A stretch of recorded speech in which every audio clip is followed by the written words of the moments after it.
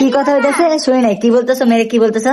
আমি বলতেছি আমি আমার মেয়েকে কোনোদিন বিয়ে দিব না। তোমার আম্মু ছোটকালে কইতেছে তোমার কোনো বিয়ে দিব না, ঠিক আছে? না, কিন্তু আমি তুমি তো সত্যি বিয়ে সত্যি- করে ফেললা না। আমি কিন্তু সত্যি সত্যি বিয়ে দিব না। সত্যি তোমাকে বিয়ে দিবে না? আমি আমার বাবাকে কোনোদিন বিয়ে দিব না। ভেবলি তার ছোট্ট মেয়েকে বড় হলে কখনোই বিয়ে দিবে না, কারণ সে তার মেয়েকে ছাড়া থাকতেই পারবে না। এছাড়া সোশ্যাল মিডিয়াতে ভেবলির মেয়েকে নিয়ে নতুন এক সমালোচনা শুরু হয়েছে।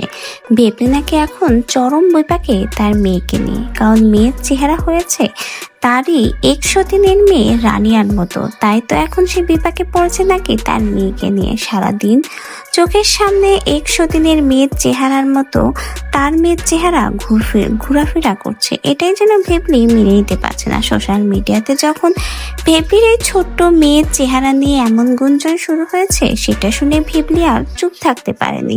সেও এবার চরম আকারে খেপে গেছে। সে জানিয়েছে, আমার নিজের পেটের মেয়ে, আমি পেট থেকে জন্ম দিয়েছি। সে যেমনই দেখতে হোক, সে রানিয়ার মতো হোক বা অন্য কারো হোক, সে আমারই মেয়ে। আর আমার মেয়েকে কেন আমি পছন্দ করব না? আর এখানে 100 দিনের কোনো প্রশ্নই ওঠে না, কারণ আখির সাথে ডিভোর্স হয়ে যাওয়ার পরেই আমি রাজার সংসারে এসেছি, সেখানে আমার কোনো সতীন ছিল না। এভাবেই ঠিক সেই কথাগুলোর প্রতিবাদ জানিয়েছে ভেবলি তার মেয়েকে নিয়ে এই কথাগুলো বলায় যে চরম আকারে খেপে গেছে, তা কিন্তু বেশ ভালো করেই এখন বোঝা যাচ্ছে। তো ভিয়া সোশ্যাল মিডিয়াতে ভেবলির এই ছোট মেয়ের চেহারা নিয়ে যে সমালোচনা গুঞ্জনগুলো শুরু হয়েছে, এটা কি করা আদেও ঠিক হয়েছে? নিষ্পাপ একটা শিশুর চেহারা নিয়ে যে এভাবে কটাক্ষ করা, আদেও কি সেগুলো ভালো মানুষের কাজ?